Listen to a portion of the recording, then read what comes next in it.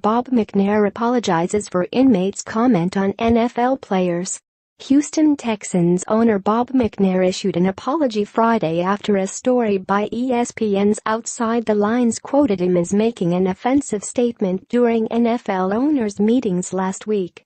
In a discussion about player protests during the national anthem and the effects the protests were having on NFL business, McNair said, "We can't have the inmates running the prison," according to a story by ESPN's Seth Wickersham and on Van Natta. ESPN reported that NFL Vice President of Football Operations, Troy Vincent, a longtime NFL player, was offended, and McNair later apologized personally. He extended that apology Friday after the story's publication.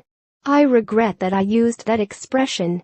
I never meant to offend anyone, and I was not referring to our players," McNair wrote in a statement released by the Texans.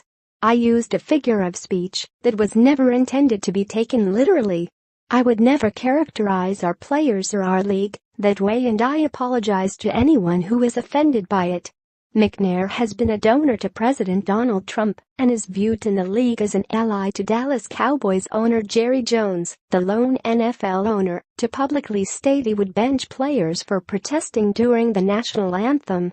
More NFL player protests are leading to positive change. Cap invited NFL looking forward to Kaepernick joining meetings on social issues. United 49ers, police unions unite to address issues behind NFL protests. Call for bump stock ban. Owners did not vote to change league policy to require players to stand during the anthem.